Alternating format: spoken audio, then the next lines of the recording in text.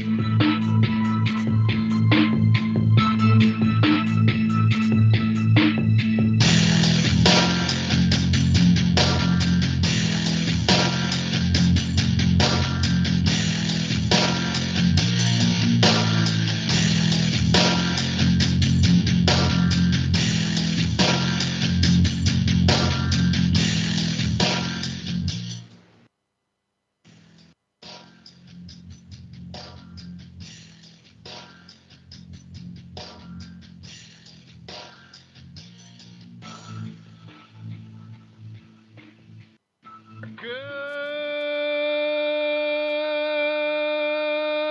morning, TFR. Good morning.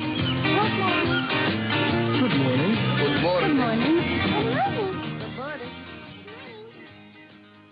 Hi, this is Alan.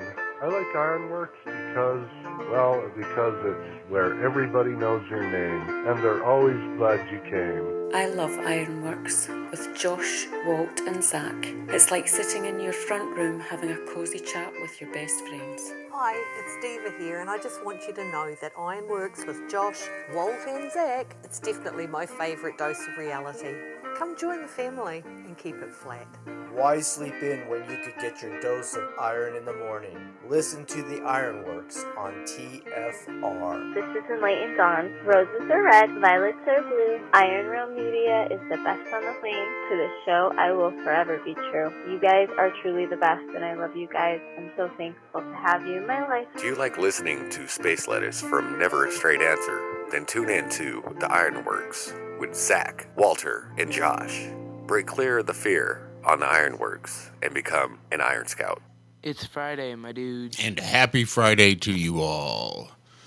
Yeah, I see you out there in chat. I'm really hoping I get more than 20 minutes broadcast time this morning. And, yeah, I don't have any idea what the hell happened on Tuesday, other than I sat here for about 40 minutes trying to figure it out and just kind of gave up. And when the wife woke up, she says, oh, yeah, apparently I checked the app and they're having some scheduled maintenance from 11 p.m. to 5 a.m. Well, ain't that some silly craziness? Anyway, welcome to the Ironworx right here, Truth Frequency Radio, TFRlive.com. We are also broadcasting live on YouTube, Rockfin, D-Live, Facebook, and possibly Twitter. I don't know if I'm still there or not. Anyway, good morning, gentlemen. How are you doing? Howdy. Good. Me and the cat are doing great. She is doing laps. She climbs up me and lays there a second and takes off and comes back. So it's that kind of morning. She's as confused as the rest of us. Well, that's good. Are the kittens roaming yet? Yes, they are, indeed. Mama's going crazy. Yes, Mama's lost her mind. She's flipping, tripping, don't even know what to do with herself. We had put them in the living room area behind the couch because it's a big open space that Shell does her art and all that stuff. She's got like a draft table back there. So she put them there the first day that she moved them herself. So I put a basket and, towels and all that back there for them. And they stayed about a week, I guess, back there. Crazy. And then, get up like, I guess 2 days ago and basket is, well, I would say the basket's empty. I'm sorry, I'm getting catted. I would say the basket was empty, but little Spot Jr. there, the male, looks just like his brother, was laying in the basket dead asleep while the other two were loose roaming, tearing up everything. So he is definitely Spot Jr. He don't care. He will sleep. That is his job, he said. So, but yeah, it's been quite a roller coaster because the one that's on me right now, Nacho, she's very cool with them. She don't mind them. She'll sniff their butts, follow them around, and check them out as an interesting, like, what are you? The other female, Haley's cat, Cleo, she's the one that was always a little more rambunctious, a little more wild, a little more energy and zoomies and craziness. So far, she's approached, smelled, made weird noises, and backed away. She's not happy about it yet. And then Spot, I don't even want to talk about that, put out spoiled little brat. He is still raising a stink anytime he sees us holding one or it comes near him. He runs off like it's about to destroy him. It's like, dude, you big, what do you think it's going to do to you? Oh, it's worse than a child. So yeah, it's been quite entertaining here at my house. Quite entertaining. Including now this morning. Yeah. Yeah, they are. And they're cuties. And we're still working on names. Michelle's thinking Bender for the male. And I'm like, man, what is you people's deal with the Futurama names? Because that's what Nacho was at first, was Nibbler. Yeah. And then she was like, no, not from there, from Breakfast Club. I'm like, oh, I see what you're doing. Okay. So we may have a name for one. We're not sure yet about the rest. You know, if you could get some low carb tortilla chips. Yeah? Okay. Some nice high fat cheese. You could make nacho keto. Yeah, there you go. You're so silly. You're so silly this morning. Yes, you are. And how are you guys? Not too bad. We got a lot of stuff done this week so far. Actually, Cammie was talking about getting a cat. I don't know what is lit this fire under her, but she's mentioned it like 3 times now. Telling Minion and Hank, I don't know, there might be a cat. Like, what? But yeah, Bob was allergic to cats. Horribly. Cammie's always loved cats, but couldn't have them. Right. So I think she's, what is going on? I don't know how well that'd go over with Minion and the King of the Bed and all that kind of stuff. Yeah, it'd be interesting. But no, we got a lot of the yard work all done. We're just, we're thinking we might be planting today. I know it's late, but we had a little cold spell move through with a bunch of rain. And yeah, we're kind of just going by ear this year. Not really. We'll get some stuff in the ground, but it's not gonna. I think she's done with the experimentation mode of planting. Like, oh yeah, let's grow these. And I keep telling her, it's like, yeah, you don't want to grow that. Not here, not in this climate. And it's a lot of work for a little bit of stuff. Like chicken wings. There's some vegetables that I would much rather go buy them. That's just me. They take up a lot of space. You get very little. And bugs love them. They attract more pests to the garden, stuff like that. Nah. So she's getting it. We're going to have a whole thing of mostly beets this year. They fell in love with the beets last year. The beets love it around here. Took off. It was awesome. And then, of course, pickles, cucumbers, stuff like that. She's finally given up on the melons.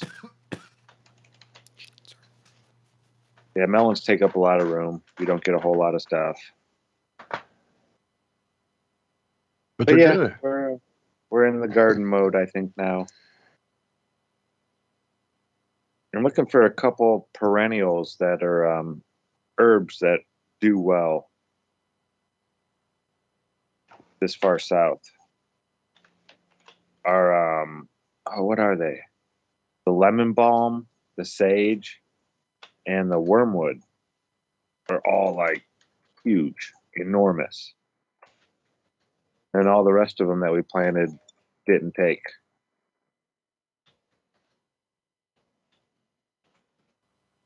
So I don't know. We're looking for some funky perennials to put in there. We'll find something. Enough about boring old me. How are you this week, Josh? How was your week? It's been good. It's been quiet. Not really doing too much. Just working. That's been about the extent of it. It really has been quiet around here. Still enjoying the new vehicle. That's about the extent of it. I did put out a new video. I saw that. Tell everybody about it. Yeah, finally put that out. When was that? Like 3, 4, 5 years ago, maybe something like that. Yeah. We had put together. Was it Monday or Tuesday? I think. Yeah.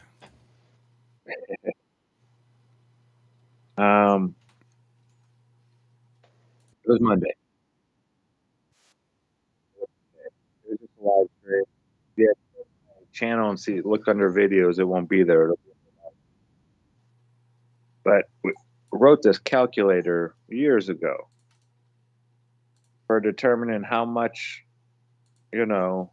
interference the angular resolution is going to have on your vision over distance. I did it a few years ago. It didn't really get any traction. So I just re-released it again and hoping this time maybe it catches on a little bit.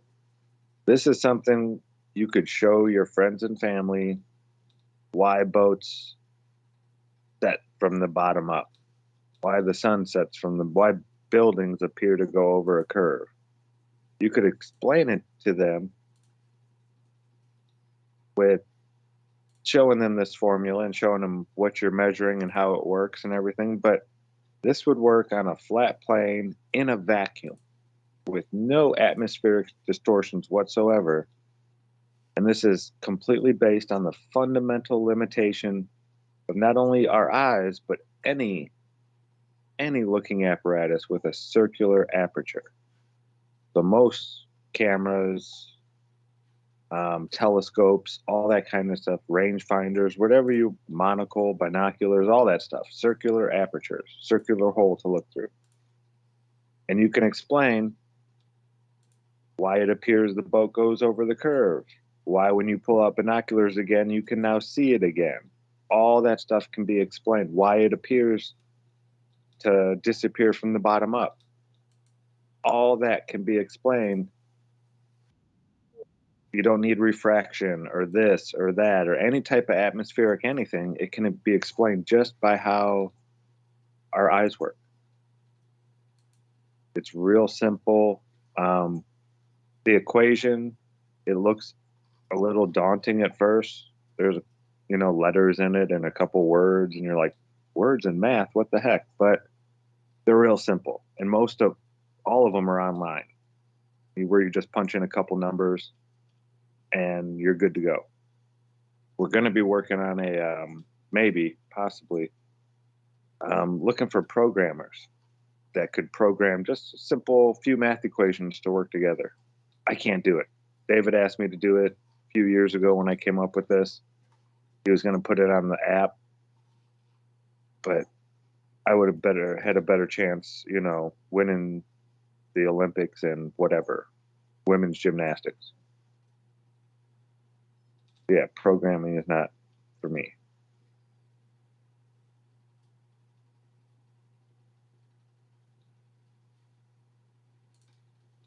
And I saw a story go by talking about somebody that went from no programming experience to the first page of the Steam game site. I thought about you. I was like, that's going to be Zack. Watch.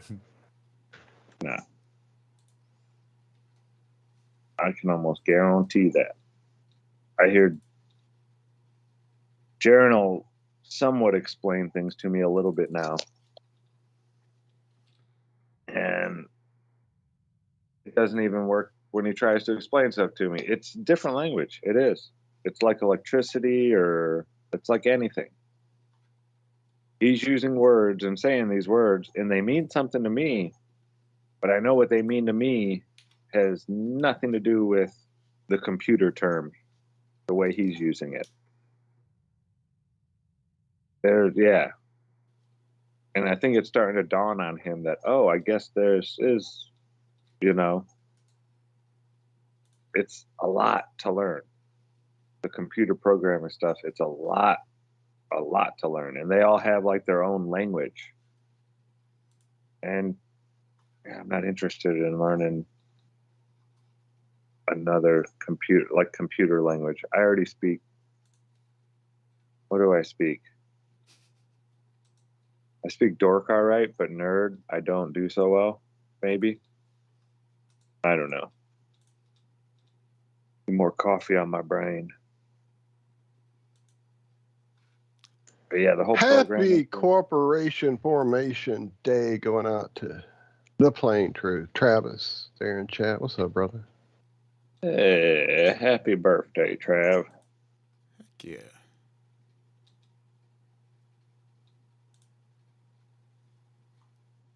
May that sunshine another day. I was waiting to see where that landed.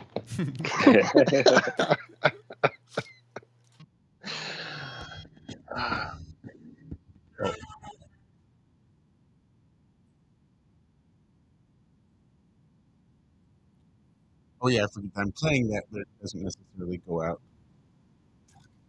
I heard Oh, they didn't hear that? I don't think so. Don't you worry. I'll make sure I'll get that. I don't know why in the world it does that. I'd really like to know why. Anyway, I'll fix that real quick.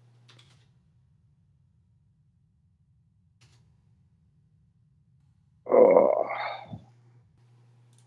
So what happened this week? Anything exciting? Not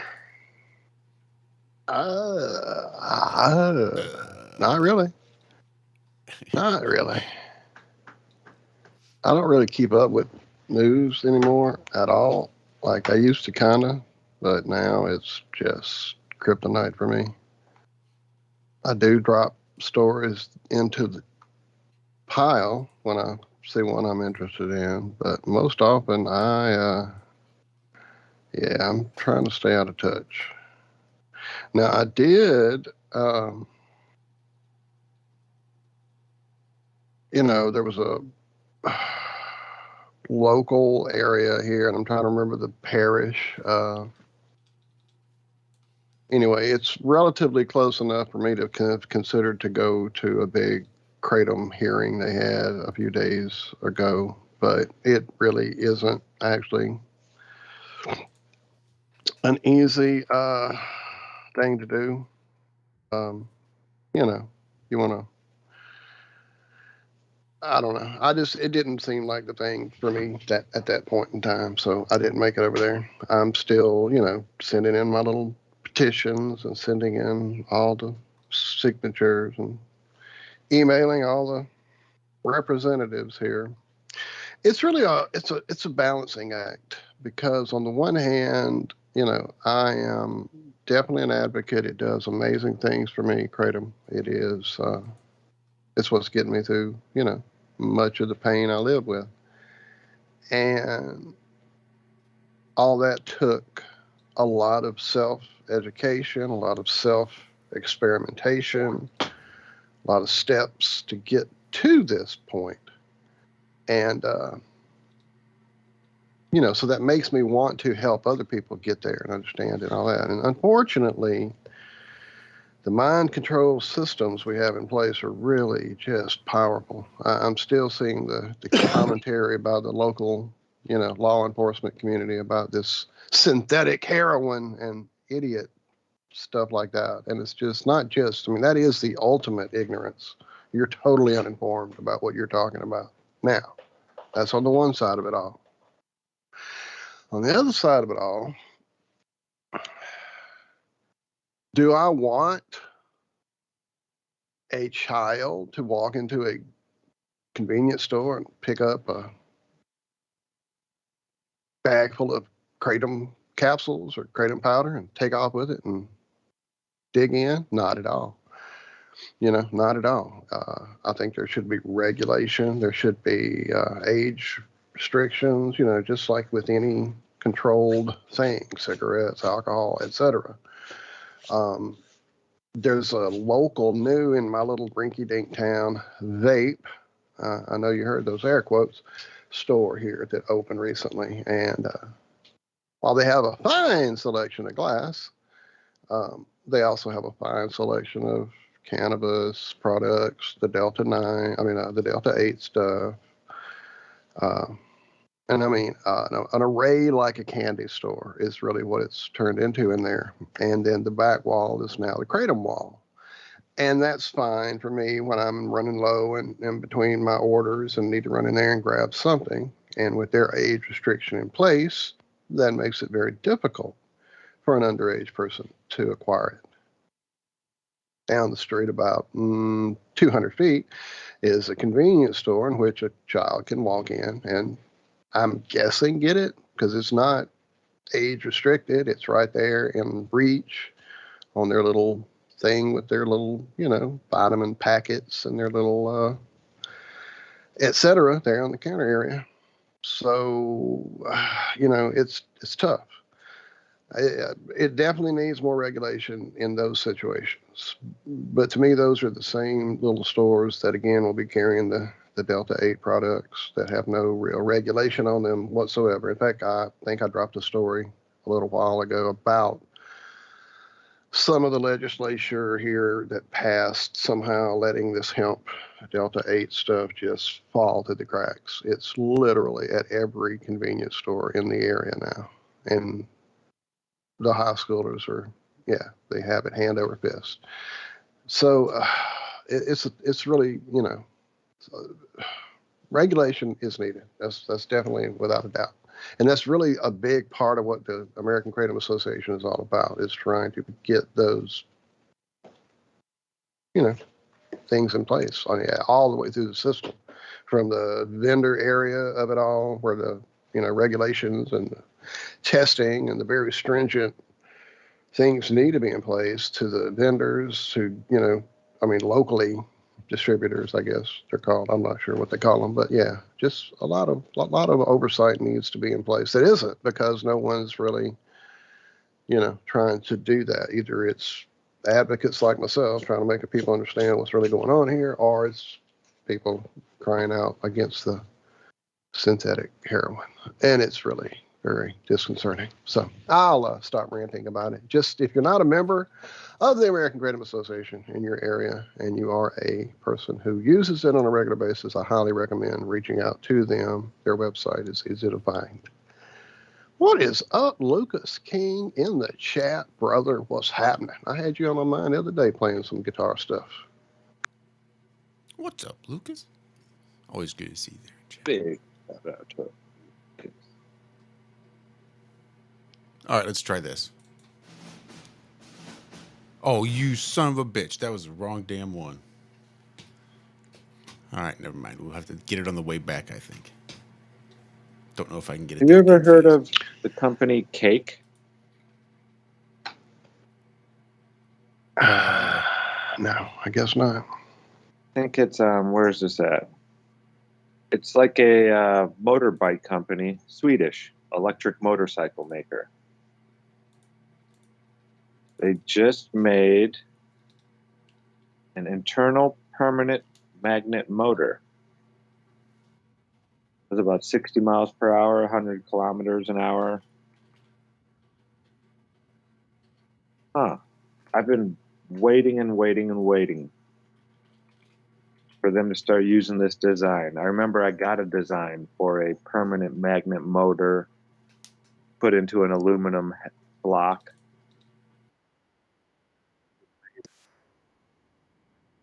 This guy walked up to it. He had it sitting on a table in like a conference room. And all it was doing was spinning this fan. But to start it, he had to hit it with a hammer. It was like locked in place. You know how magnets are. Once they're stuck somewhere, it's hard to move them, especially when they're really strong magnets. But once you got this thing moving, it was like perpetual motion. It never stopped until you stopped it. It would just sit there and spin. And it was doing like, I think just nothing super fantastic, 600 RPMs maybe, something like that. Which isn't, anything super exciting when it comes to RPMs, but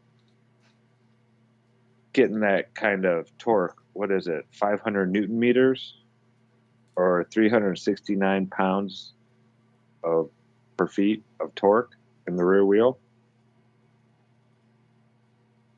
Not horrible. But yeah, these new, I've been waiting and waiting and waiting. I believe it was a gentleman from India who designed this years ago. I have the design on one of my old phones. But yeah, just that type of technology that needs to be out there. And it's not rare earth neodymium type magnets. This is made with you know, your regular type magnet. Well, I gotta say, gentlemen, I think that's about it for the first segment. That's the first half of the first half already. We've managed to we made it. We've tumbled out of bed. We've stumbled to the kitchen. Now I'm going to take a little break so I can go pour myself, well, you know, a cup of ambition. Shout out to you, Dolly Parton. There it is. I was going to say, though, I'm not hearing any music. But it might just be being ducked. Anyway, stick around. We've got more coming up right after this for the second half of the first half of the Ironworks right here, Truth Frequency Radio, TFRlive.com. Who knows what's in store? We'll be right back.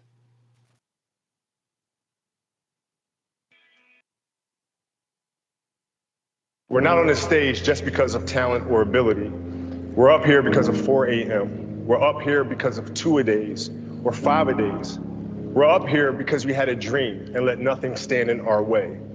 If anything tried to bring us down, we used it to make us stronger. We were never satisfied, never finished, will never be retired. My high school English teacher, Mr. Fisk, I actually paid attention one time in class, and he said, he had this beautiful quote, and it read, "Rest at the end, not in the middle." And I took that to heart. I believe there's time for resting at the end, but for me, that time is not now. Thank you for this tremendous honor and acknowledging my basketball career, but I'm far from done. My next dream is to be honored one day for inspiring the next generation of athletes to have a dream, sacrifice for it, and never, ever rest in the middle.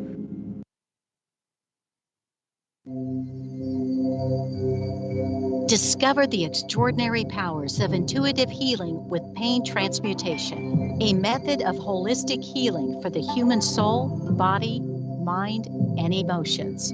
If you are looking for answers and a deep understanding of how to help yourself and the people around you to live a happier, healthier life, this is the right place for you. Learn how to read your soul's history in the Akashic Records. Remove negative energy attachments from your astral body and start the process of inner and outer pain transmutation.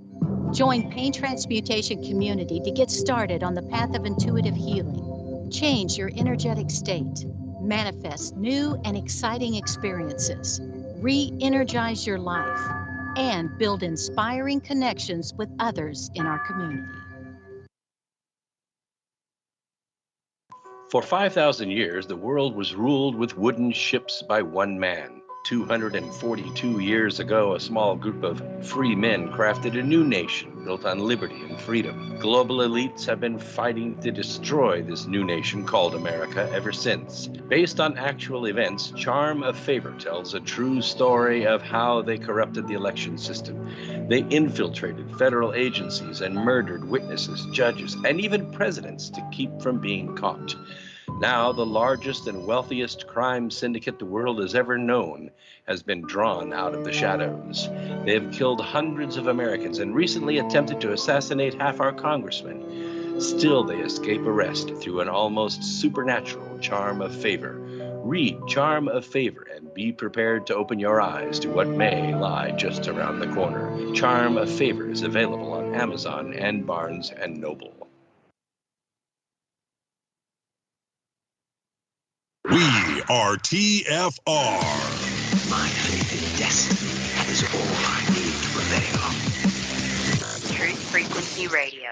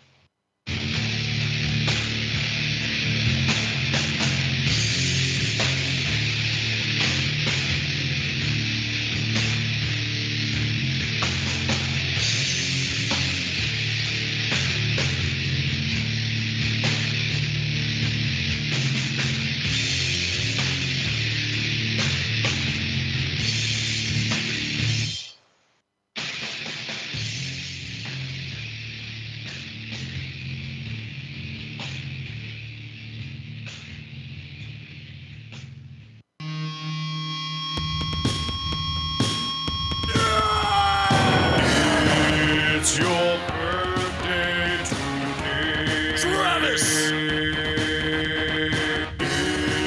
It's your birthday today, Travis. Rock and roll and celebrate. Celebrate, we will. Control and you cut the cake. Cut that the night is yours. Destiny waits. Oh, wait with me. Share toast with your closest mates. It's your birthday today, Travis. It's your birthday today, Travis. Grab your goodie bags. Open your gifts. Blow out your candles.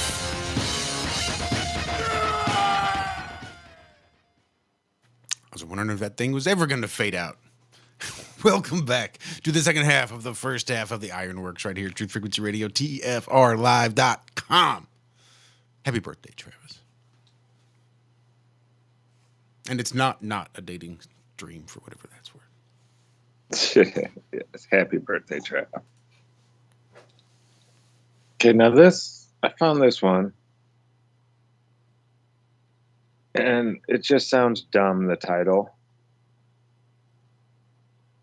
A cypress in Chile could soon break the record for world's oldest tree.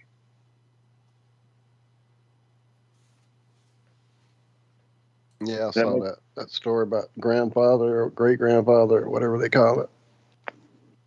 Yeah. Yeah. So it survived for thousands of years and is in the process of being recognized as the oldest tree in the world. But that's not what it said. It said could soon break the record for the world's oldest tree. And the way trees grow, that just doesn't make sense to me. It's like it either has the record or did the oldest tree die or was this one just discovered? 13 feet in diameter. So is this done through historical record, or is this like, oh, sorry, we're going to have to sacrifice you in order to find out if you've won the world record so that we can count your fucking rings? Or are we just like guessing? Like, now you're going to be the oldest. Well, the oldest one used to be Methuselah, a 4,850-year-old Great Basin bristlecone pine found in California. See, now, I thought it was some tree over in England, the last I had heard. And how do they know? Who is part of the team measuring the tree's age? Yeah, I mean, how would they actually know? Unless you go in there and cut it and read the ring. Blah, blah, blah, blah. Yeah, those cypress get huge. Those are the kind you have down by your house, right, Walter? Yes, I was trying to get to you to tell you that before you actually asked it, but I had Kat all over me here. Yes, you did, didn't you? She kept hitting the keyboard. So I'm trying to look, it says the girth of a tree can be used to estimate its age, but that makes no sense. And then, Stanley, what are you doing? So you apparently, this is so not even real. Measure around the trunk of the tree about 1 meter from the ground and get it to the nearest centimeter and then divide its girth by 2.5. And that allegedly will give you the age in years. Uh-huh.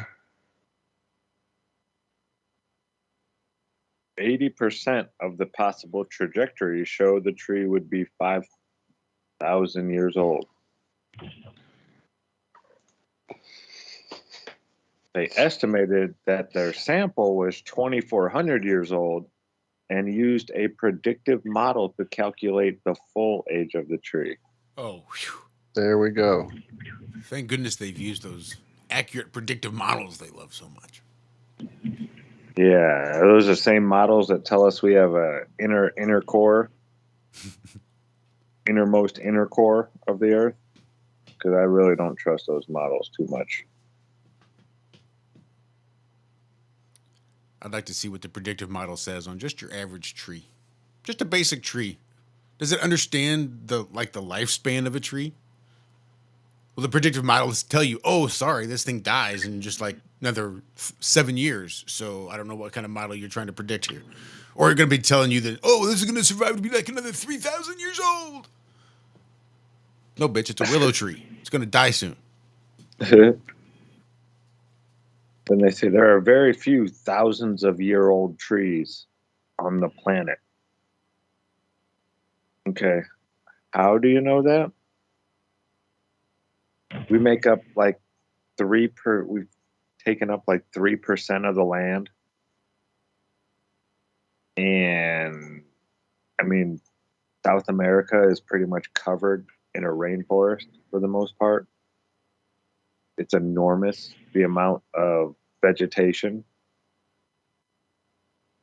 So you could say there are very few thousand of years old trees that we have found. But to say that, oh, well, there's not that many trees that live to be 1,000 years old just because we haven't found them. Yeah. I don't know who's writing this stuff. It didn't look AI, but AI might be learning.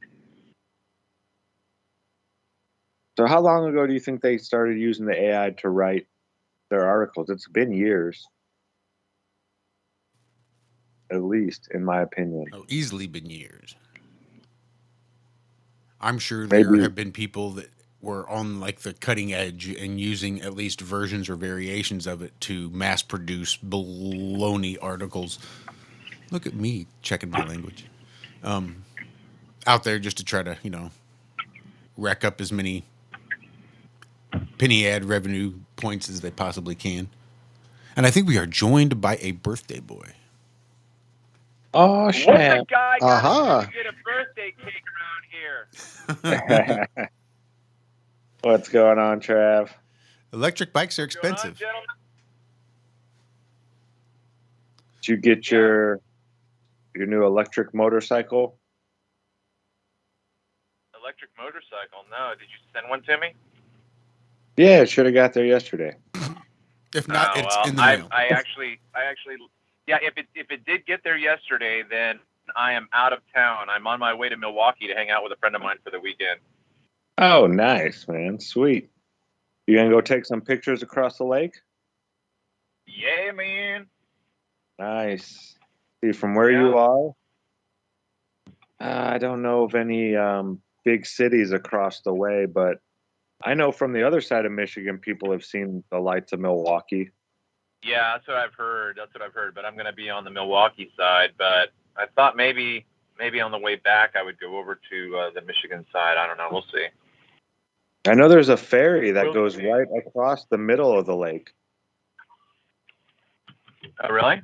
Yeah, there is a ferry. It might be from somewhere near Milwaukee, too. I think it is. Somewhere from right around that area, and it goes over to the Michigan side, not a super, forget. But yeah, there is for sure a ferry that crosses the middle of the lake. Man, That I might be have a to check cool that out. birthday present. Yeah. Yeah. Big shout out to Good Times for All, not worried about getting canceled or the woke culture or all that politically correct baloney. Ferries in the middle of the lake. Bring it on out.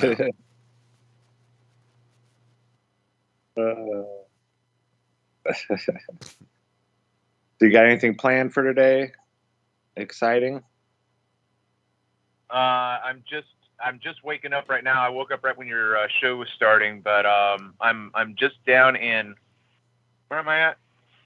I went and visited some friends last night that I hadn't seen since the 90s. Stayed at their house, so I'm just like 40 minutes south of Chicago. So I'm going to go into Chicago this morning and school around there. If you remember, I went to college at a Bible college in Chicago, so I'm going to go check out my old stomping grounds and then head up to Milwaukee. So. Oh man, I was gonna say you already passed it though. There's a place in Ohio. It's a cave on a little island out right off the coast of Ohio, northern Ohio, and it is the biggest geode that we know of on Earth. You go and you walk through it. Wow. Yeah, it's pretty neat. I forget the name. If you just type in Earth's biggest geode, Ohio, it'll pop right up. But that'd be a cool thing to see. Okay. Maybe on your way back. Yeah, definitely have to. Back through. I'll have to try to remember that. Yeah, I love seeing stuff like that. Yeah, I'm gonna check out your video on your angular resolution. That sounded really interesting. I'm surprised that I hadn't seen it, but I'll definitely take a look at it. Yeah, it's right up your alley, Trav. It really is. Yeah, well, it sounded like it. Yeah, it sounded like it.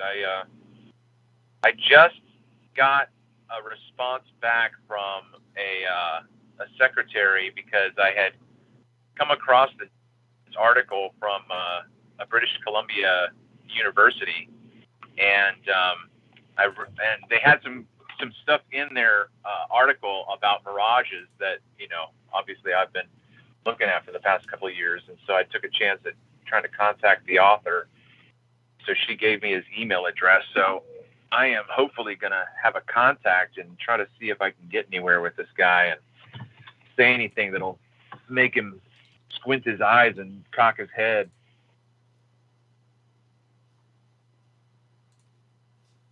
Nice. So yeah, I saw you were out shooting at Chesapeake. I'm sorry. I was just saying. Go ahead. My point in saying that was that I was hopefully going to take a look at your video and see if anything that I've been looking at and thinking through could be supported by your video. So. Oh yeah, the mirage that you see. That mirage, that's what we're talking about, Trav. The diffraction line. Yeah. Right. Yeah, at 21 feet. What were we gonna? It's 2 millimeters, the human eye, 0.02 degrees or 0.017, whatever you want to call it. That's how they do our eye charts.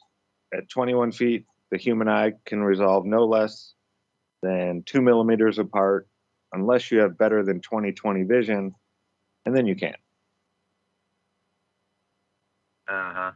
Gotcha. Mm-hmm. But yeah, check it out and let me know what you think. But it's for sure. And like for your Earth curve calculators, especially all these globy ones that they use, they would have to add this amount to their amount of their curve, because this is going to distort. Right. Yeah, this is just more that's going to be distorted from this optical phenomena that has nothing to do with refraction or all that kind of stuff. So you would have to add this to it, the calculator. Right, but don't you think that they could be smart enough to figure that out so that they would have massaged that figure into one of their It's not in any calculator. Nope, it's not in any of them. Yeah, I guess I'm not saying it right. What I'm trying to say is let's say they've got their Earth calculator, and one of the values they give as this value, and all they did, not known to us, was bring in the resolution, angular resolution that you're talking about, and call it something else. Oh, So yeah, that that's it's what not they did. Yeah, they call it Earth curve. Yeah, at just 3 miles, it's 5.5 feet. right. So yeah, I mean, it's at 10 miles, it's like 20 feet. Earth So, curve. look at the bottom 20 feet of those. Oh, Lucas. What's up, Lucas? How you doing? Doing well. Hey, Lucas. Just have to What's have a up, little stab at Lucas? that, don't I? A little stab at the old Earth curve. Yeah, a little bit. How you going, Walt? Good, brother. Good. How you been? I've been good. Good to hear You from know, you. just doing me thing. Very quiet. I've been very quiet. The only place I really sort of communicate is Telegram these days. So I'm just, trying to get used to, getting back on the stage. How'd the summer treat you?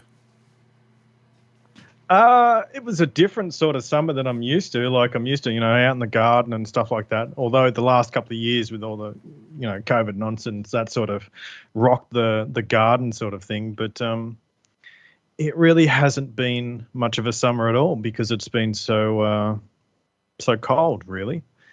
And I still had the garden going on a smaller scale, but I've actually been doing a lot of catering, so helping Alex do the cooking and that sort of thing, and doing weddings and. Are they so still it's been, retarded over there? Are there any type of You have to they wear this. were always retarded.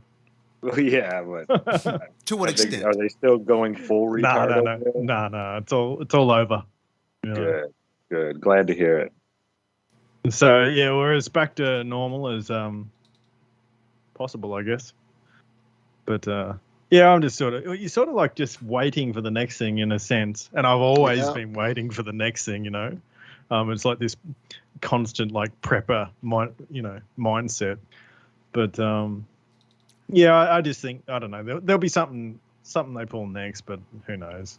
Can't really be bothered, worrying about it too much. Bud Light thing hit over there at all? Do you guys hear about that?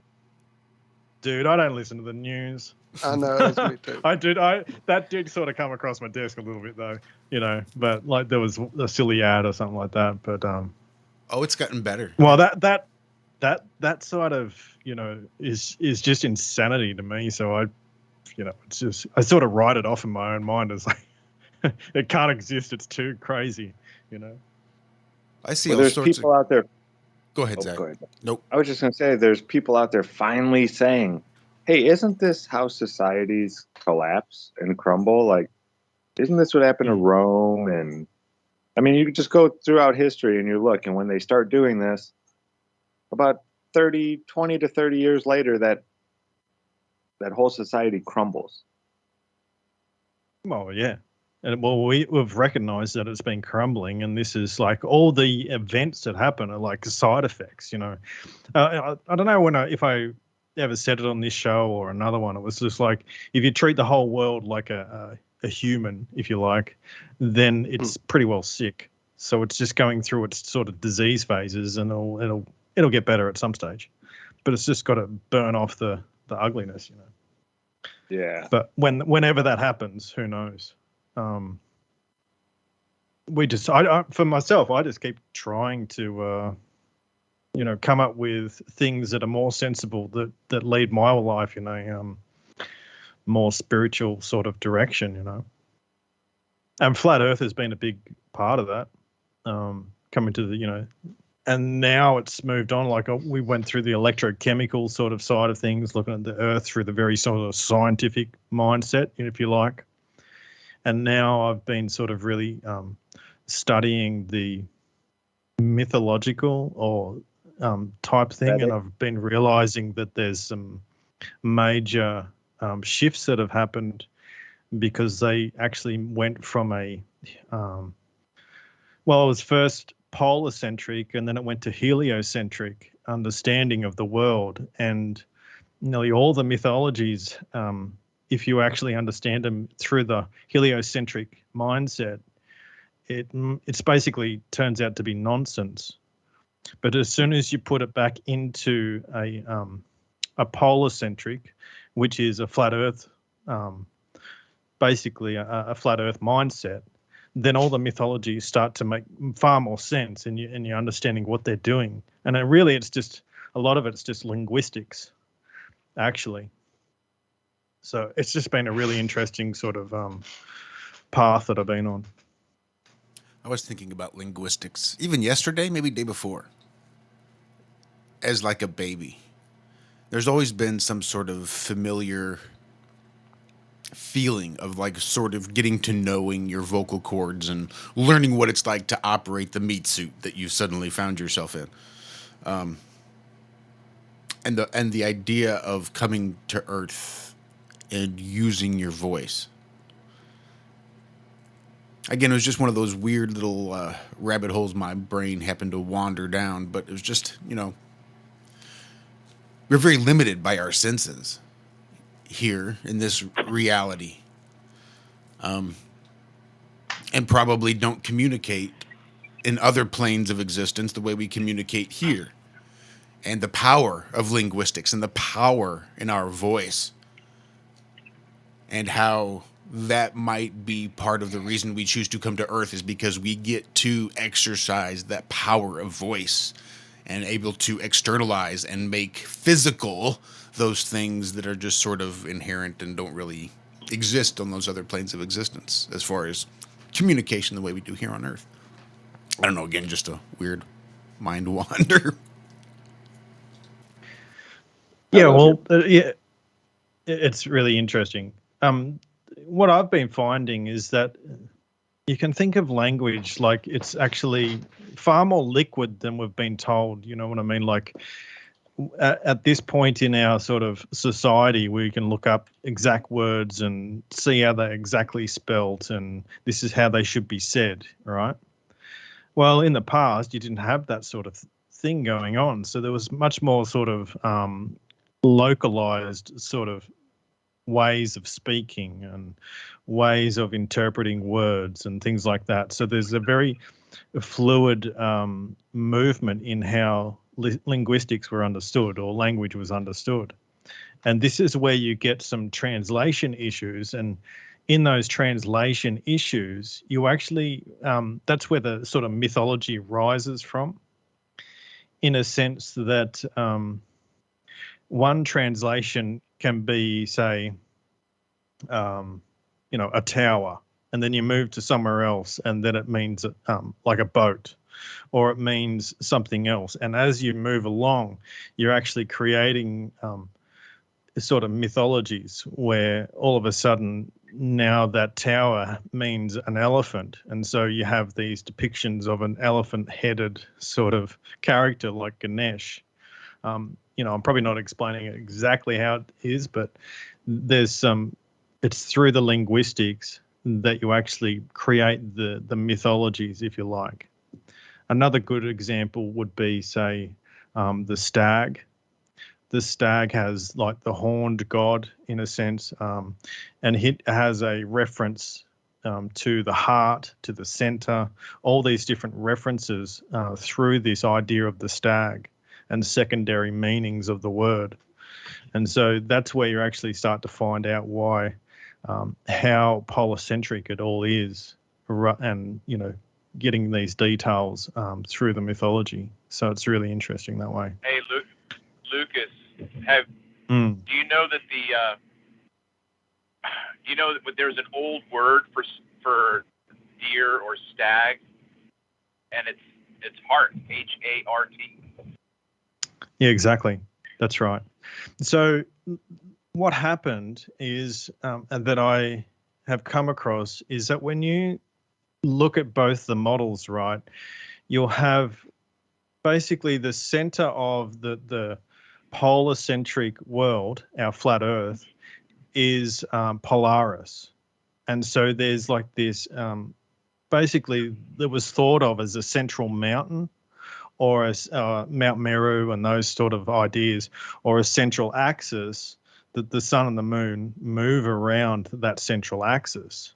Right. Well, what happened was, as they shifted to a solar-centric model, the sun, as the ball of heat in the sky, basically replaced the central axis. So now when you look up anything on Wikipedia in regards to gods and things like that, all you get is this one's a sun god. Everyone worshipped the sun back in the day. They had all this, it was basically one big sun cult. But it actually wasn't the case. None of these gods that they're actually talking about were actually sun gods at all. They were world pillar representations. And so this world pillar basically was like the central point within us as well. So it had a correlation between the macrocosmic and the microcosmic. And so that world pillar was our spine and with the head on top. And so the same sort of analogy was the world axis with the sort of Polaris at the top. So that's what I've been figuring out, using how the mythologies were all talking about the world axis. Nice. Well, that's going to bring it right at the break, gentlemen. We're going to be right back. For more of the Ironworks, we've got a whole nother hour coming up right after these briefest of messages. Travis, the Plain Truth, LC King Lucas, I'm loving this. Censorship and regulation is becoming an ever-growing problem in today's modern media. From the mainstream to YouTube and Google, the information you're looking for is buried by official narratives and propaganda. This is why TFR is 100% uncensored, unregulated, and listener-supported. The shows on TFR are not micromanaged by the station, and our hosts are free to speak their minds however they please. As such, the views and opinions expressed on our station are of those who make them. If you happen to hear anything offensive on TFR, please send us an email to toughtitty@tfrlive.com, and we'll be happy to tell you that we really don't give a damn. We stand for freedom of speech and non-censorship.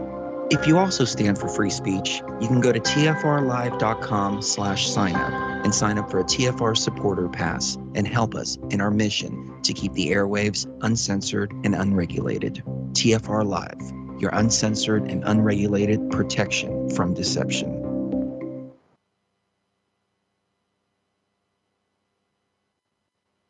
No. $1 million. And by the way, Mr. President, wait a minute. Mr. President, your campaign agreed to both sides would get 2-minute answers uninterrupted. Well, your side agreed to it. And why don't you observe what your campaign agreed to as a ground rule, okay, sir? Look, here's the deal. Tremendous sprouts, and Joe does the circles and has 3 people. Here's the deal. He's been totally irresponsible. Yes, he's a fool. Here's the deal. President Trump did a phenomenal job. Would you shut up, man? Look, here's the deal. I don't trust him at all. Nor do you. I know you don't. Let me shut you down for a second, Judge. He wants to shut down the country. Let me shut you down for a second, Judge. I've done more than you've done in 47 years, Joe. Do I get my time back? You can't fix the economy until you fix the COVID crisis. He does not have a plan. I know how to do the job. It's the same process. There has never been an administration that's done what I've done. Let her shut down right now. Respond to that. President, you have begun. Look, here's the deal. It's hard to get any word in with this clown. This is the way it is. Look, here's the deal. President Trump did a phenomenal job. Come on, man. Here's the deal. Everybody knows he's a liar. Fake news. They give me bad press. Look, here's the deal. I don't trust him at all. Nor do you. I know you don't. The second subject is COVID-19. 200,000 dead. If we just wear a mask, we can save half those numbers. We got the gowns. We got the masks. We made the ventilators. You don't know how many people died in China. You don't know how many people died in Russia. You don't know how many people died in India. Maybe you could inject some bleach in your arm, and that would take care of it. Let's see the disinfectants. And a lot more are going to die unless he gets a lot smarter. So, did you use the word smart? Don't ever use the word smart with me. Give me a break. Because you know what? There's nothing smart about you. Here's the deal. Tremendous sprouts, and Joe does the circles and has 3 people. Here's the deal. He's been totally irresponsible. Yes, he's a fool. Here's the deal. President Trump did a phenomenal job. You must unite what has been set aside. We are TFR, Truth Frequency Radio.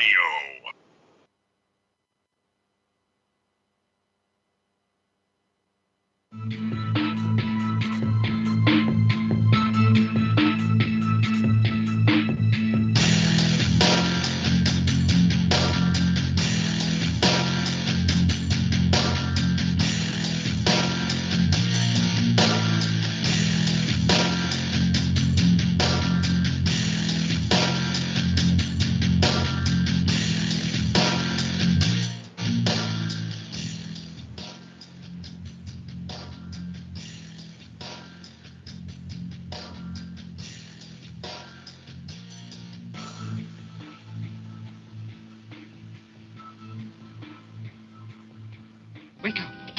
Wake up! Good morning.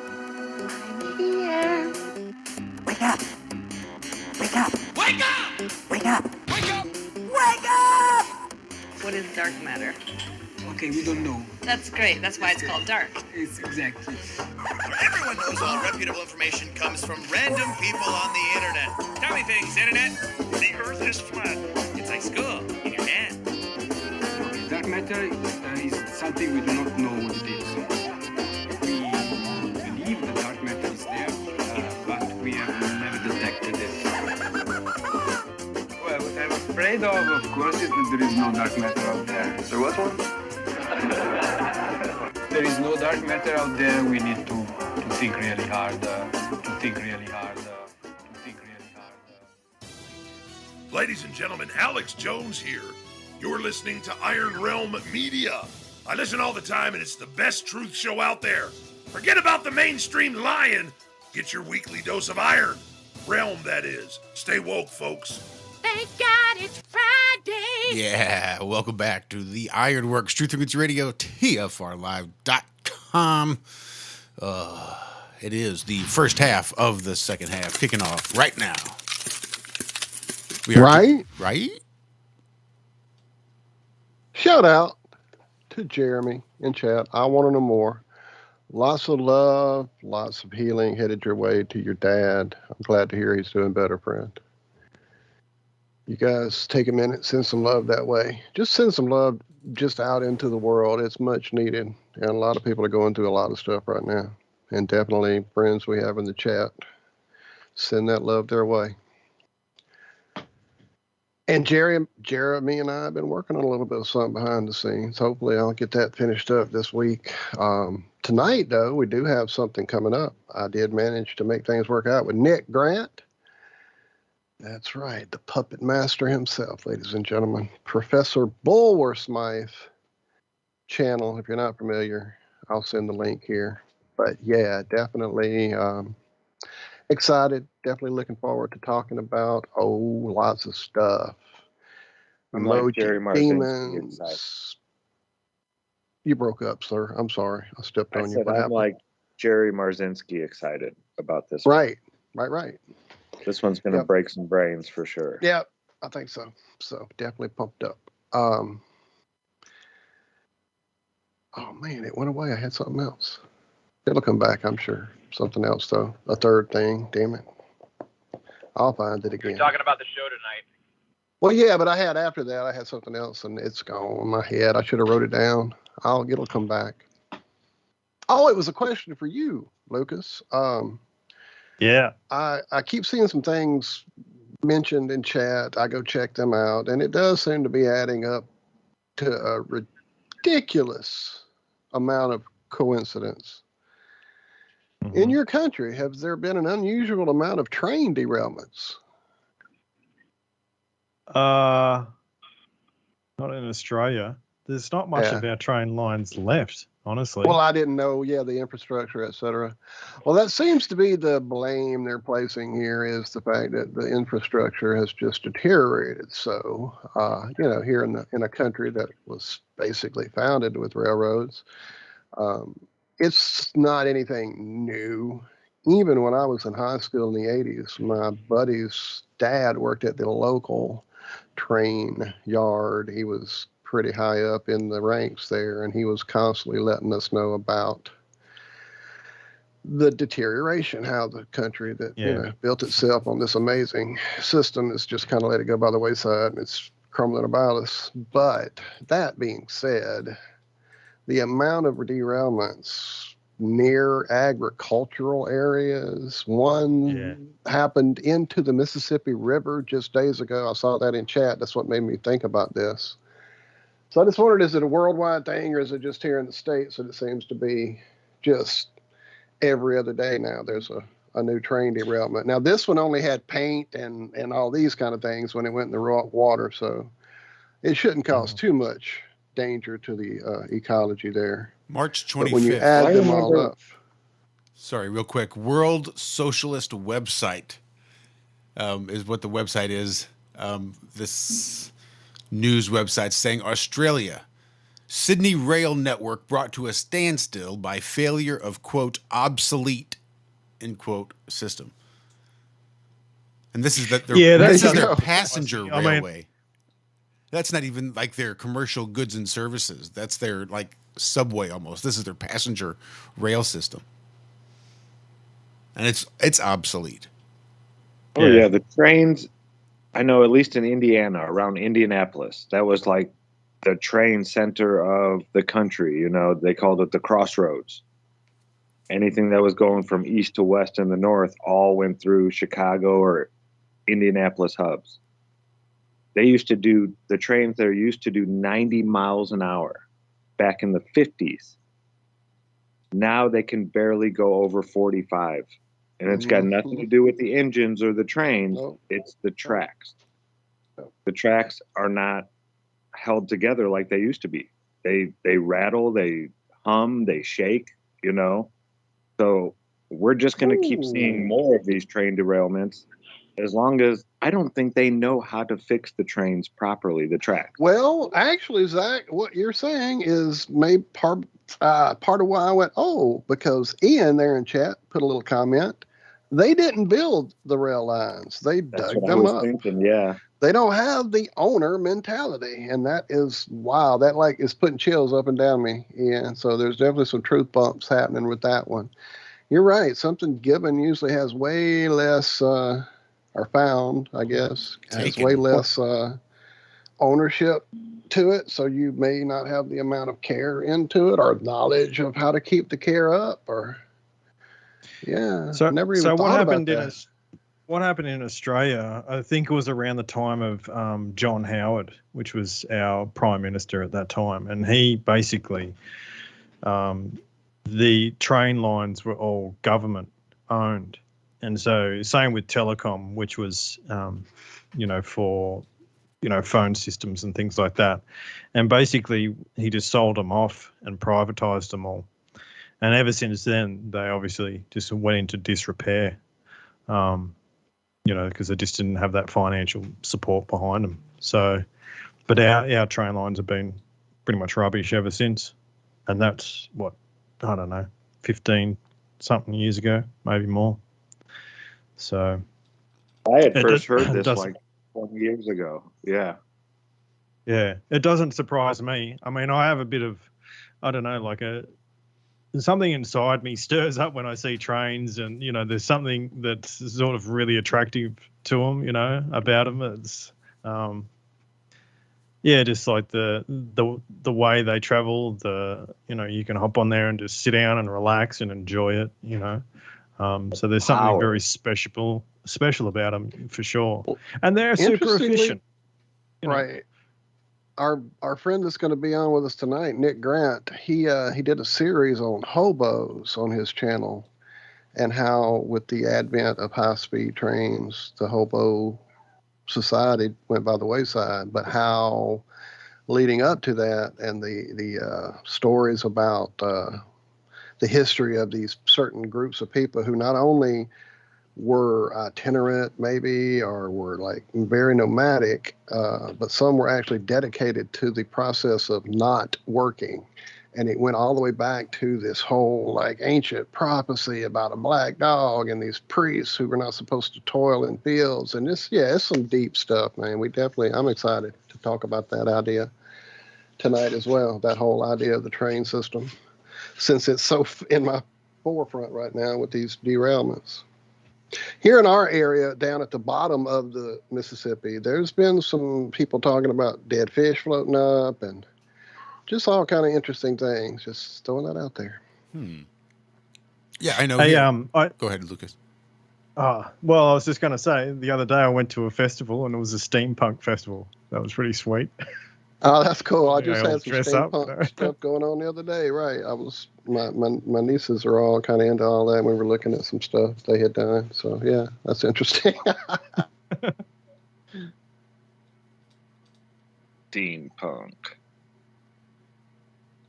And then possibly the history of that being something. I know I saw, where is it?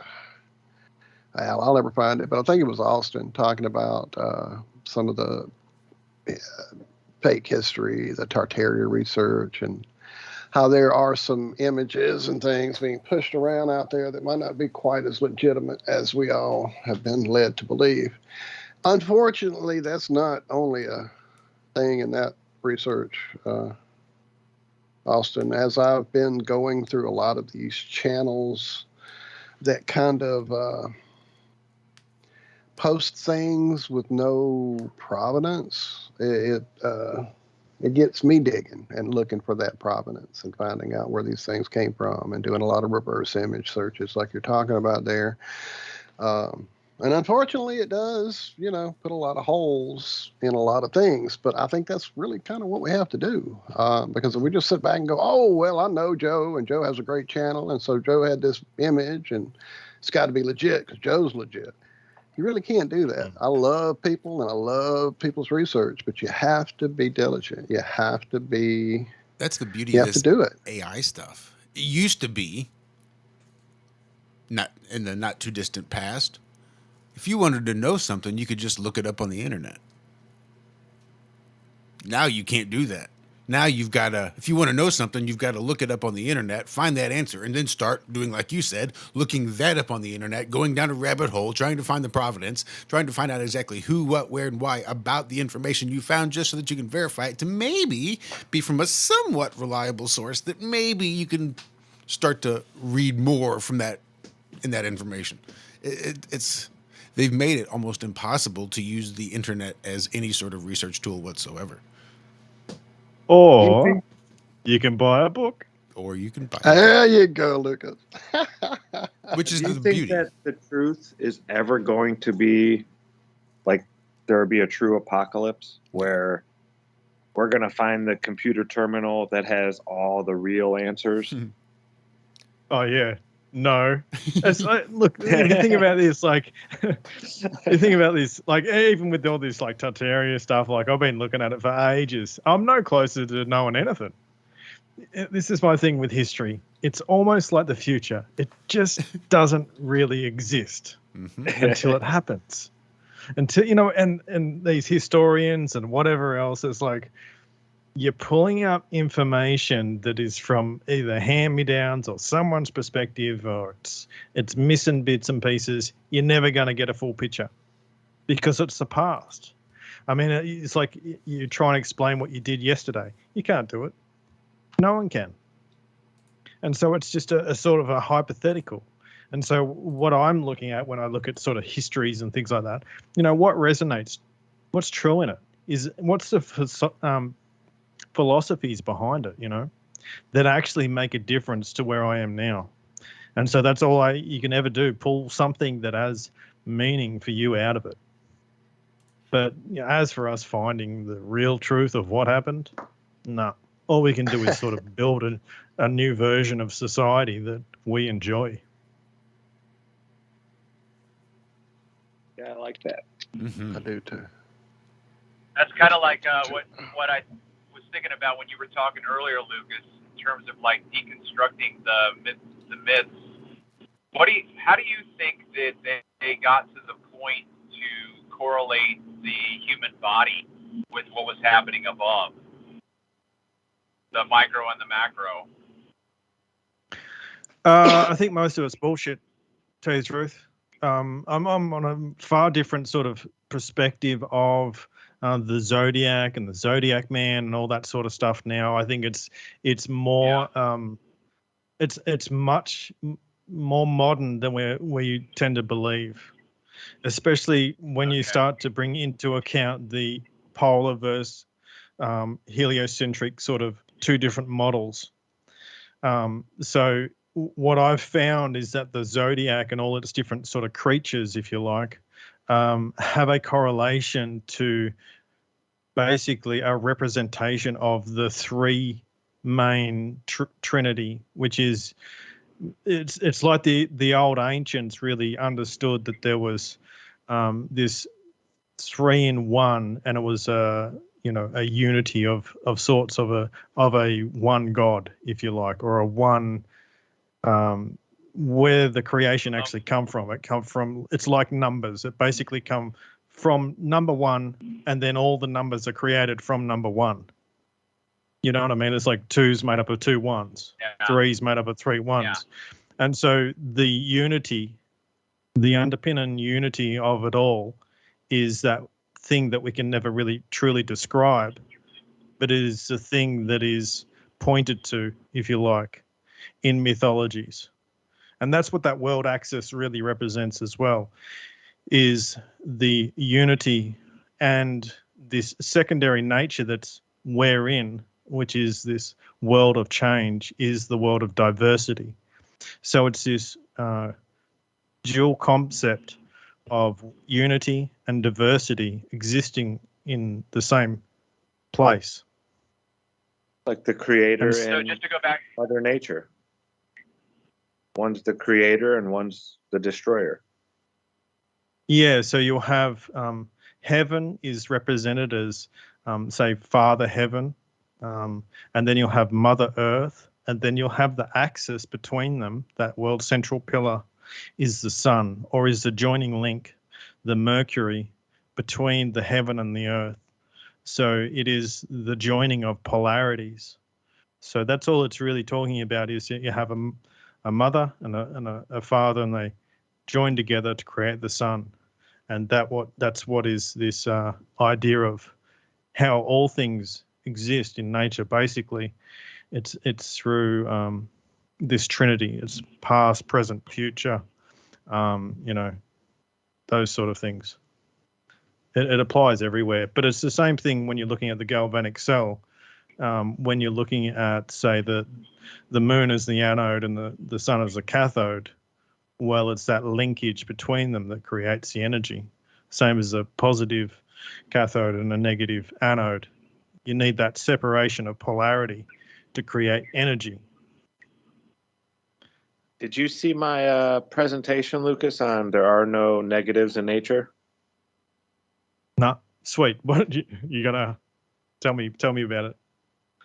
Oh, I'm gonna have to pull it up on. I need to do it on my channel. I still I haven't. was going to say, are you going to drop it on just your channel? I'll pull up the show and drop it for you. He did it on our Friday. Yeah, I did 3 it on weeks ago? Iron Realm. 2 weeks ago? 3, I'll go look. 4. Dude, it's been so I think it was crazy as far as time goes. Lately, I have no clue. So is it a semantics thing, or is it, how do you explain the no negative so in a all sense? all the zeros that we have in nature, are man-made. There is no opposite of 1 degree and -1 degrees. There's still heat there in both of those instances. It's just the amount of heat that is there. Yeah.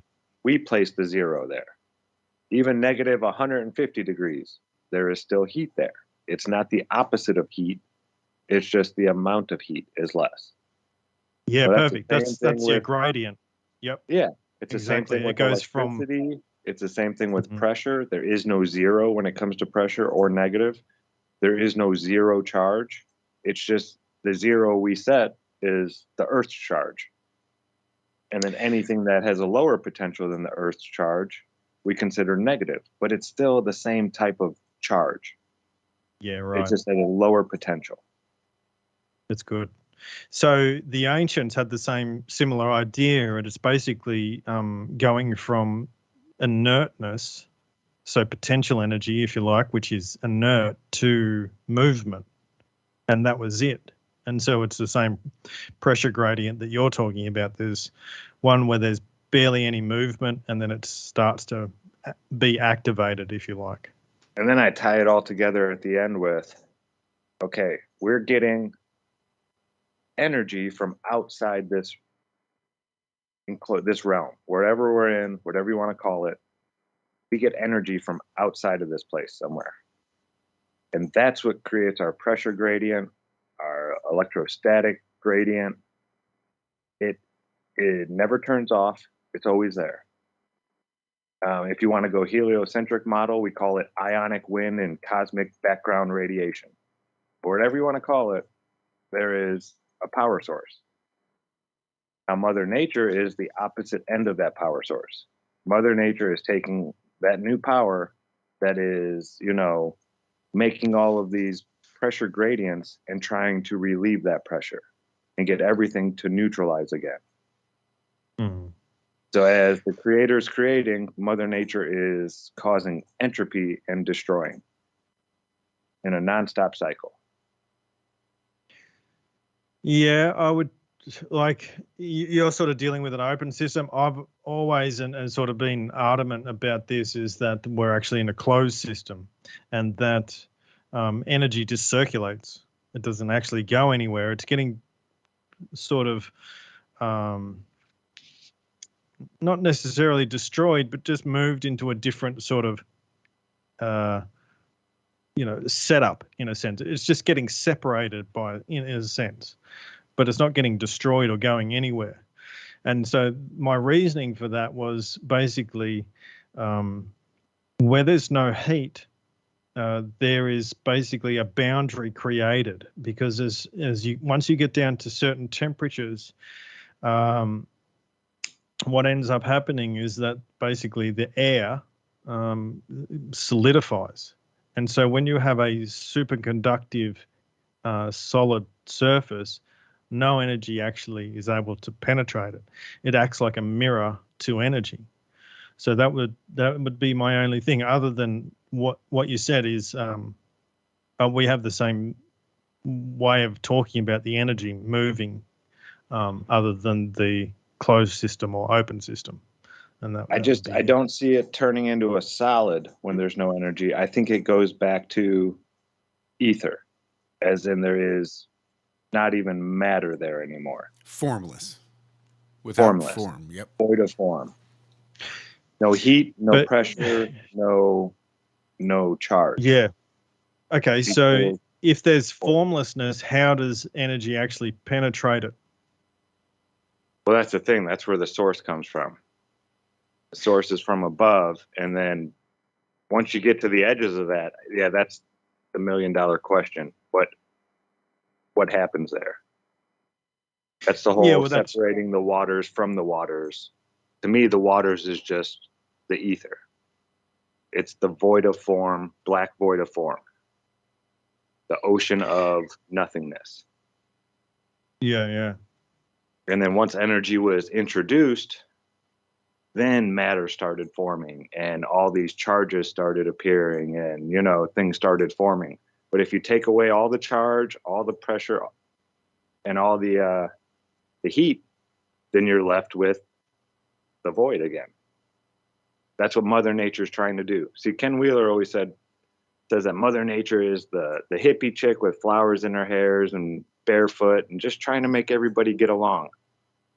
I see Mother Nature as someone riding a white horse carrying a flaming sword, trying to stop this place from existing anymore.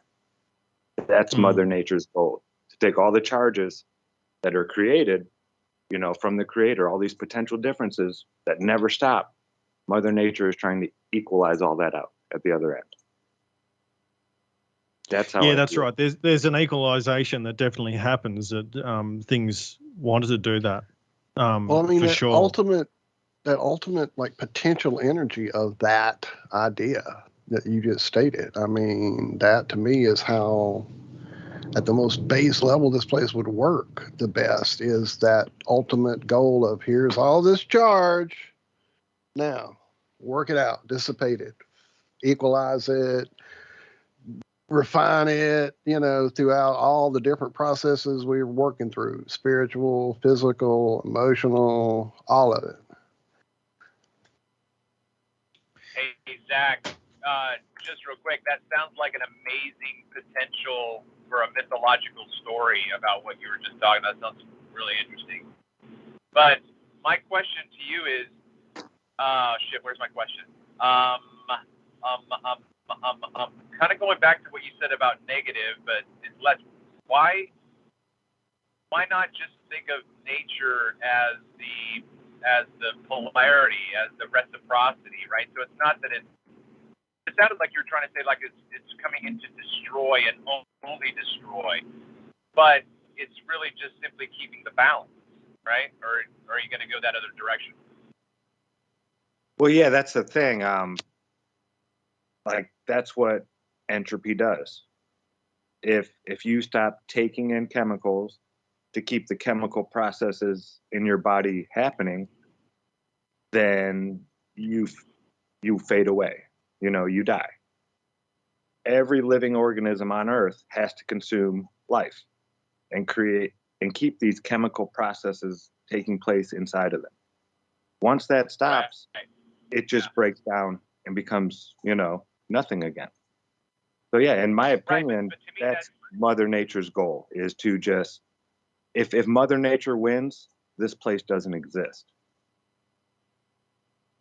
And I've thought about that potential there that you've got, those chemical reactions, especially when you're thinking about the sun and the moon as both the cathode and anode. Well, you're dealing with one that's exothermic and one that's endothermic. So they're doing opposite sort of reactions. So yeah, that music. Yeah, that is music. Dang. There are folks that you emulate. There are folks that you idolize. There are folks that you want to be, and you ask yourself constantly, how did they get there? Why are they there? Oh, they got so famous, and you see haters, and you're sometimes a hater, and you marvel at them. But recognize, who was John Legend before John Legend? John Legend. Who was Barack before 2009? Barack. Right? He was still the same person, so to speak. So understand those people that you see that are up there just made a shift in their way of thinking about themselves that elevated them to the position that you see them in. Instead of idolizing or hating on someone or wondering how did they get there, start looking at yourself and say, I can be there. I'm here, but what do I have to change to be there? So who are you? Who are you? Who are you? Who are you? What thread was sewn to design the fabric that is you? The reviews for Extendivite are amazing. Here are some from Amazon. By Christine, great for heart palpitations. By Anne, before I started using this product, every afternoon, my ankles and my hands would be swollen. That doesn't happen anymore. So if that part of their advertising is true, I have to assume that the rest of it is also. Not to mention that when I had my yearly blood test, only a few weeks after beginning to use this product, my cholesterol had dropped over 30 points. I'm going to continue to take it. By Croc, I love this product. It really works. By Brad, works great, thank you. Tell us your story. Get your Extendivite today. To order, call 1-877-928-8822. That's 1-877-928-8822 or visit heartdrop.com. Extend your life with Extendivite. True initiation is an inward journey. It's a spiritual path that is totally inward. It has nothing to do with anything external to you. I want to determine if the Grand Architect is indeed what I believe it to be, which is the artificial intelligence. The initiatory path is one of self-discovery and self-revealing. It's not a journey that someone can hold your hand through. Tonight, ladies and gentlemen, I want to take you through the steps of initiation. Remember, you are divinity. Step Beyond the Veil with Chris and Cherie Geo. Fridays and Saturdays, 7 p.m. to 10 p.m.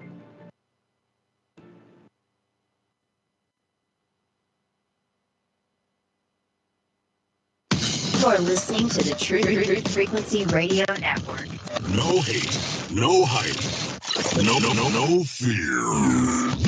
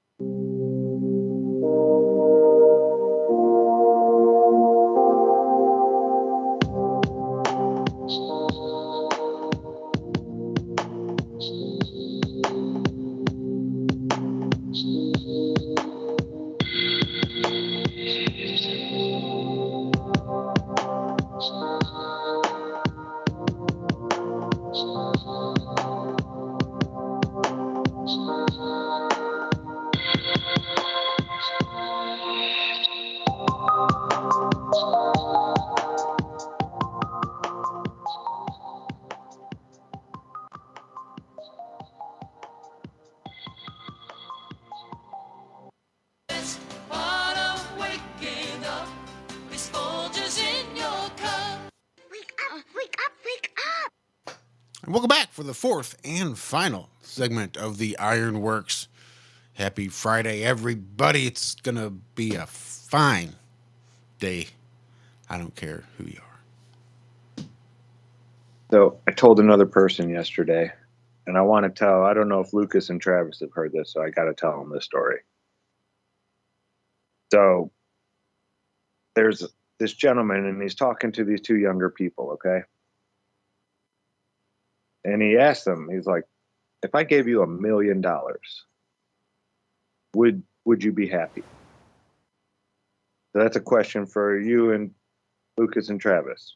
If I just gave you $1 million, be pretty happy probably, huh? Yeah. Yeah, it'd probably be hard to upset you for at least a few days. You know, you'd be like cloud nine. I got $1 million. Plan on what you're going to spend it on. Yeah, pretty much. Or yeah, I might just chuck it in the bank, you know. Yeah, Sit you on know, it. yeah. But you'd be happy. I'd be happy, yeah. It'd be hard to upset you. Yeah. So now instead of $1 million, we're going to make it $10 million. But now there's a catch. I give you the $10 million, but you don't wake up tomorrow morning. Would you take that? No. Trav? No way. Nope. No. So what you're actually saying is just waking up tomorrow is worth more to you than $10 million. Oh, yeah, for sure, man. Yeah, that's really good. Did you feel Worth that more way than this morning when you woke up? Feel that more, you know, like Right. I wouldn't trade it for $1 million. Do you feel that way though? Did you feel that way this morning when you woke up? Did you wake up and be like, right, man, I wouldn't trade this for $10 million. Let's go. I get another shot. Or did you wake up and were like, man, I got to do this. I got to do that. So just remember, every time you wake up, yesterday, you wouldn't trade that for $10 million. That's really interesting, Zach. You know, what my answer was planning on being when you asked me the question initially, I would have said, well, I'm already happy, so I don't need that money to be happy. Yeah, but you get where I was going with it. Oh yeah, I think your punchline is great. It's very, very profound. You know, because we can be overwhelmed. We can be overwhelmed with, you know, the minutia of things that we think are negative in our lives, but the positive really is greater than the negative. You know what I mean? And we do have those points of contact to hold on to give us that sense of worth and purpose, I think. Yeah, it's something I wake up to now every day, and it's in my mind. Every day that I wake up now. Mind too now, yeah. And I tell everybody. I tell the ladies at the grocery store, everybody. I tell this story too if I get a chance. If I'm going to be there for 30 seconds. I'm going to start doing that in my Uber rides now. That's great. Because I always try to think of these like little segues of conversation, you know what I mean? And so I have them in my back pocket that I can bring out and try on different people. But that's one that is going to work for sure. I like that. Thanks, Zach. Yeah. Zach, you ever hear that thing, you know, when you learn a new word once you use it like 3 times, now it's yours. It's like in your memory, it's ingrained, and now it's just like part of your vocabulary. Mm-hmm. I think at this point you can lose the whole old guy talking to 2 young guys. And I can't take credit for this, dude. I just can't. You're not. It affected me way too much for me to not just give somebody the recognition for this. Okay, who is it? I don't know. No clue. All right, so now we're... Yeah. Wasn't me. It wasn't me. That's all I know. I didn't come up with this. This is not, my thought. This one was given to me. Or I'm pretty sure I seen that, heard it on an Instagram reel. Yeah, but when I heard it, it was just so profound. I went and showed everybody, and then I've been telling everybody I can. And that is how you follow up with the story. When somebody's like, oh man, that's so true. Yeah, I should really learn to appreciate to not just this morning, but tomorrow morning when I wake up and look forward to the future because I wouldn't trade it for all that. Be like, yeah, once I heard that, it affected me. I just All right, I won't start it anymore with being critical. And that's all it is. I'm just being critical of the setup. I think it would be much more impactful if you didn't try to give credit to some unknown anonymous source. I just think it would be better if you recognized yourself as that wizened old guy.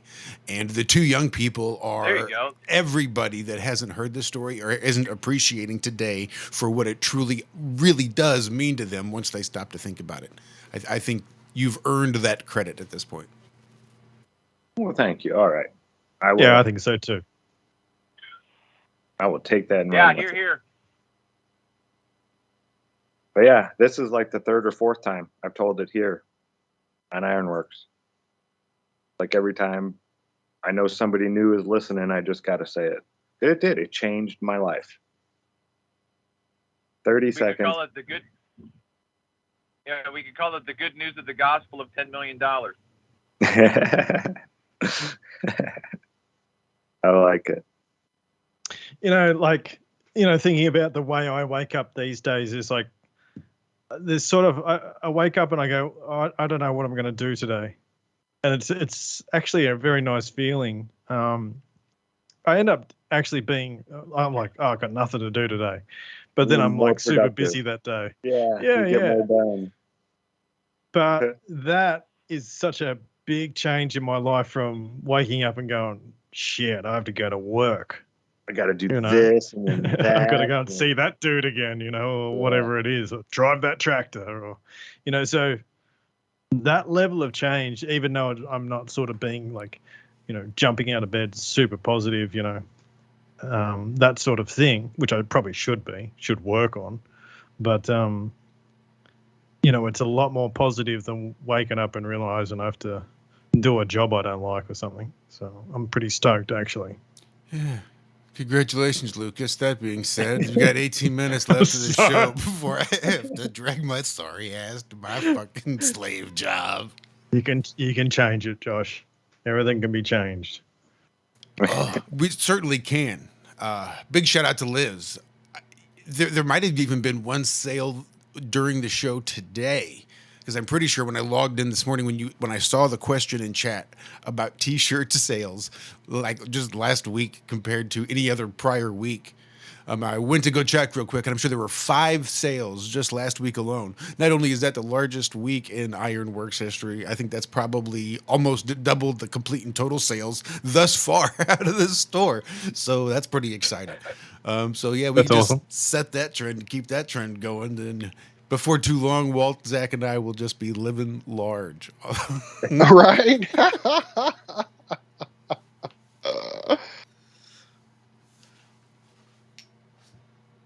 But that's where it is. I logged in at 5, and I think I was clicking through tabs and hit it again and saw that it had jumped to 6. So either somebody hadn't refreshed, whether it was my page or their page, or someone had actually purchased something whilst I had it open and everybody refreshed. I don't know, but should be 5 or 6, which again I think is definitely double our total sales up to that point. Thank y'all. Yes, thank you so much. Yeah, I need to get a new one. Link to the Spring Store is in the description. I want to get the 3 little birds. Isn't there a little bird sitting there on the anvil? Yes, there are 3 little birds on that anvil. Yeah, those are cool. Dude, and I still remember driving to work. Oh my goodness, leaving at 4 a.m. to get there when I had to be there at 5. But I'd be going down the highway and hearing dun, dun, dun, dun, with the guys hitting the iron. God, I still get chills just thinking about that. That was like my favorite part of the day, driving into work on Tuesdays and Fridays and hearing the theme song, the theme music, the iron hitting iron. The smile that puts on my face is just absolutely huge. Because I know that feeling. Having worked in kitchens, like hospitals and nursing homes and stuff, I have done a lot of breakfast work. I've always been an early riser.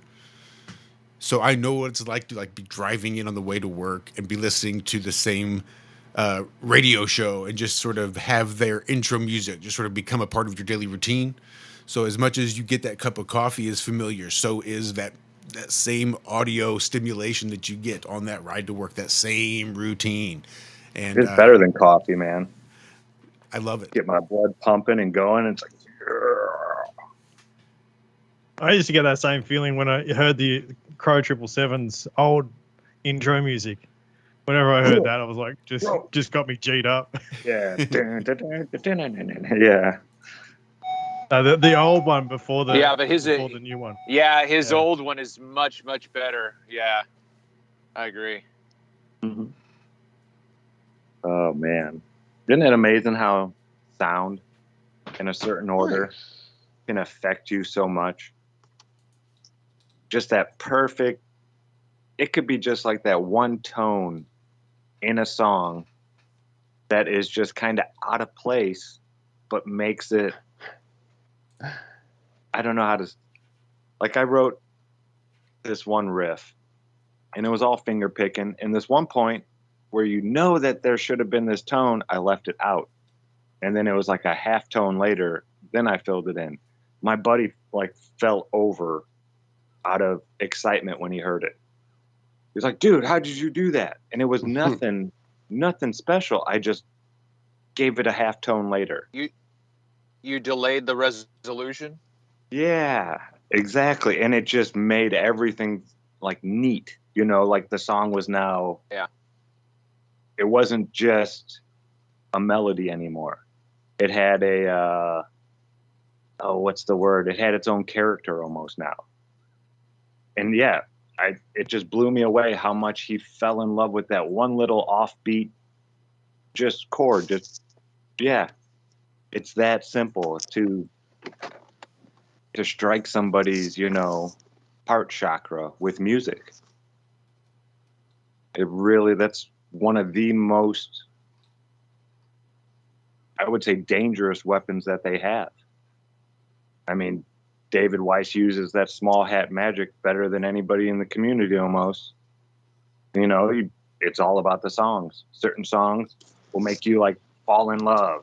Certain songs will make you sad. Certain songs will, it's wild to think about, but it really does work. They've been doing it to us it for works. hundreds of years. It works all right. It's the international language. You feel music. You don't have to hear it. You feel it. If that makes any sense.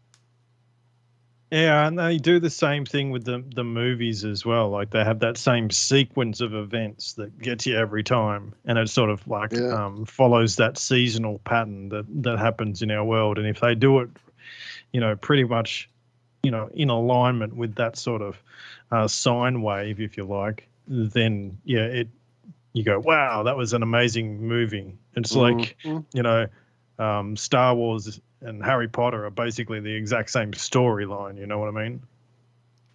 Yep. Yeah, I saw that. That blew my mind. I mean, Yeah, it's trippy, eh? Same But- storyline.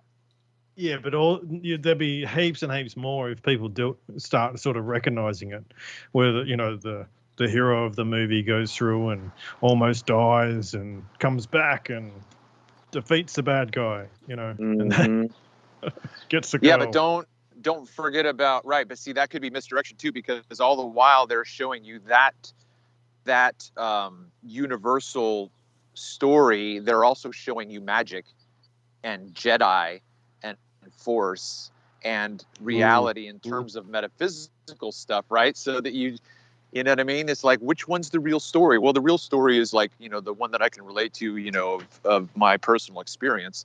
And then we don't even pay attention to the fact that they're showing us that reality is so much more profound and multidimensional than, we think. Yeah, that's the part that everybody wants to think is the fairy tale part of it, Right, right, exactly. Yeah. Same with, I've said it before, but Tolkien, he said that his stories were closer to our true history than what we're told, what we're taught in schools. I don't know. Cammie and I were going through a bunch of old Sephiroth pictures from different cultures and stuff like that. They talk about the high elves. The elves of light went to this realm, the dark elves and the dwarves, and this went here, and there's these over here. It's insane. I mean, the Bible, even, what are they? The Apocrypha, the ones that were removed. Zen and Rob Skiba did a whole thing on we're the sixth intelligent, upright, walking species to dwell on this place. We're definitely not the first, according to those old removed books. No, according to those old removed books, at least one upright reptilian species existed. Just saying. I'm looking at you, Nakash. Yeah, it's like Morrowind. The Dark Elves, the Light Elves. Oh, I remember that one. Nakash. I used to read that like ages ago. Is that where they have like the underground city and? Yeah. What was the main character? Drizzt? Is that his name? I don't know. It turned into a video game, and my character's name was Logan, I think, or Jamoria. Jam. Yeah. I never read the books. I just played the video games. I didn't even know it was a game. Yeah, Morrowind was the first one for the Xbox, and it was awesome. You got to pick your race, your name, then you get to build up your character from like zero. If you wanted to be magic, you went and practiced magic, and the more you did it, the better you got at it. Sweet. If there's a spoon sitting on a table, you could pick up the spoon and move it somewhere else, and when you came back in there, that spoon would be where you moved it. Yeah, sweet. Yeah, it was like the realest game that I have ever played. And I had wasted hundreds and hundreds of hours playing that game. Yeah. Well, I just pre-ordered the new Zelda. So I'm looking forward to playing that. Oh, nice. I haven't played a Zelda. I haven't played the last couple. I feel like you got to get the Breath of the Wild. That is that one's unreal. Nuts. Yeah, it's pretty nuts. I had to stop for a little while. I had to quit, man. It was getting bad. Yeah, you just do whatever you want in that sort of game, so it's good fun. For all you video gamers out there, we have started a new channel on YouTube, and we're just gonna play all the creative maps. I forget what the name of the channel even is. Fortnite Creative something channel. I don't know. Oh, Fortnite Creative Review Channel, I think it's called. No videos, no nothing like that. It'll be all live streams. We're making maps on Fortnite now, and we need a way to share them with people. So we're going to start doing that a little bit. See what happens. So what's this Fortnite? Is it like Sims? No, I have no idea. No, it's like Okay. kind of like Call of Duty, but cartoonish. Oh, really? Okay. Yeah, and it's free. There are, the game's free. So to it's play. The Sims with guns. Yeah, Well, technically, it's Minecraft with guns, but we Yeah, don't you play can that part of build. it. That's what it became. I mean, that's what it was born as, was Minecraft with guns. You build all your own, like, hideout and barriers and all this crap. But I never wanted to play Minecraft, let alone Minecraft with guns. So I never played it. It was after Zack started telling us they had a no-build part to it now. It's when I started playing with him. And, yeah, now it's fun. It's a shooter. And now there's like created maps where, like, we made a destruction derby where you're in a vehicle the whole time, and if your vehicle gets flipped, you're out till the next round. Stuff like that. It's really neat what they've allowed people to do, creating their own like worlds to play in. Yeah, sweet. So yeah, Jaron knows how to do all the programming. We're artistic, especially as a group. And yeah, it's something to do. It's fun. Instead of just playing the game, I'd rather create myself. Hey, that reminded me. At the beginning of the program, you were talking about, I can't remember what it was anymore, but you were talking about like programming the idea, or like, doing a computer rendition of the, and then you said that's not your bag, right? That's not your cup of tea. So you're not the guy for that. And I was thinking of the Heath Carmody. He does the observations out in Western Canada, and he does a lot of 3D stuff for his channel. When he's looking at refraction and the horizon and things like that. So I don't know. He already does certain things that are like that. Maybe you could touch base with him and see if he'd be interested in trying to do what you're saying. Oh, I got something for you, Trav. A red and a blue light, and you can test refraction. Blue light bends faster than red light when it refracts. So if you have a blue and red light across the shore wherever you're shooting at, and they are equal in height to your perspective, then refraction is not affecting your shot. It would have to be something else. Now, if the red one is higher than the blue one, then yes, you could say refraction is definitely causing interference in my image here.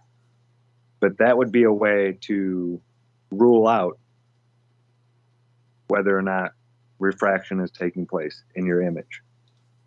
Just two light sources equally, up off the ground, and that's all you need.